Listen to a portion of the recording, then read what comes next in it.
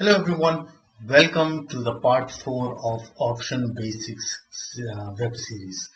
Now in this video I will be covering who is an option buyer and who is an option seller. Now any business can be done only when there is a seller and a buyer, and that's known as a transaction. Now any business to enable to have this option, someone can ask this question: who comes first, seller or a buyer? And the answer always remains as the seller comes first, because seller is ready to sell anything, sell that particular item or commodity or premium or anything. The same goes with any business. If there is no supplier, there cannot be any buyer. So in an option derivatives contract, that's exactly how a business or a contract is done, or a transaction is done. So an option is a derivative contract on which the business is done.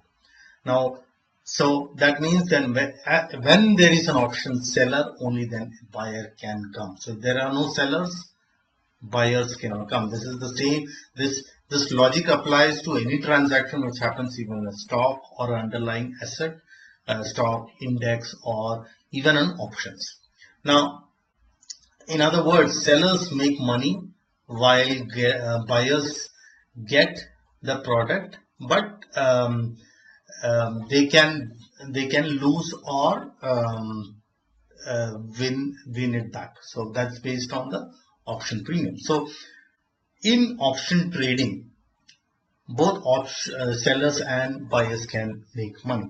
Now, as per the example here, this is the NSE option chain, and my number one recommendation is you should always have this page open, or at least you should refer this page from time to time to understand the option chain. How it moves, this is definitely a useful tool. Just like any other indicators, it will be a useful tool for you to understand where the buyers are and where the sellers are. Now, here on this strike prices, I'm not going to get into the details at this point of time, but for your benefit here, just to let you know that this is the volume of transactions which have made. Open interest actually means these many transactions have taken place. That means a seller was available and a buyer was also present, which is made as one transaction. So if you can see there, 19,40,175 transactions have been done. It does happen on probably on a very fast scale, and this is a 1 day's data. And just imagine, since this is done electronically, the transaction, these many transactions have taken place. This is also known as open interest. Now I'll talk about open interest in another video, but I have already made a video, but since I am making specific video series, I will cover this on another part. So whenever there is a seller, as soon as a seller is available, since this is not actually a commodity or a product which you are actually selling it, you have the right to sell. That is the reason you can actually sell. You can be a seller without actually holding that particular stock option. That's the beauty of options trading. So you can become a seller.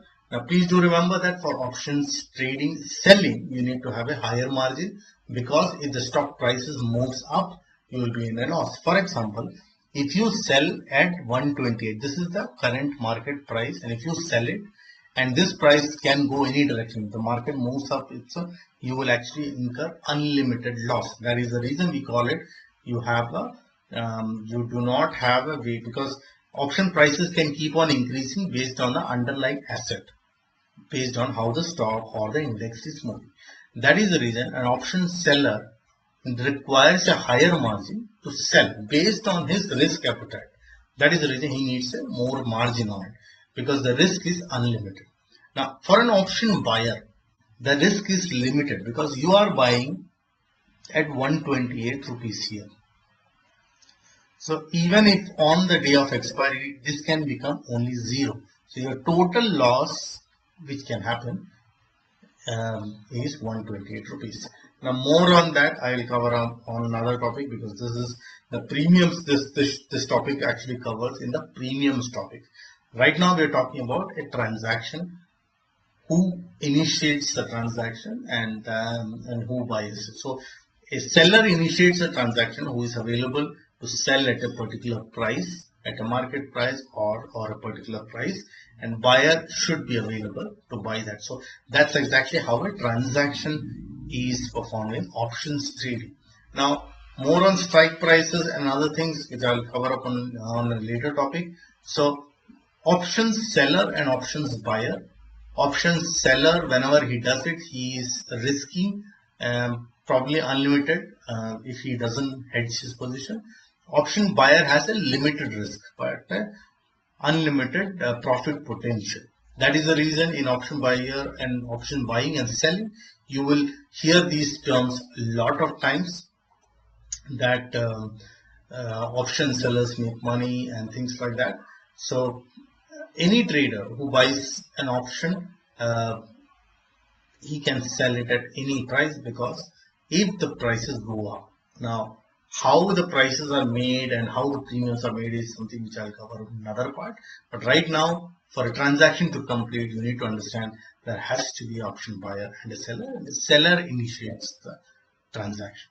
So hope you understood this video here. If you still have some doubts about this topic, feel free to ask the questions in the comment section. I'll be happy to answer them. Thank you, and I will see you again on the next part.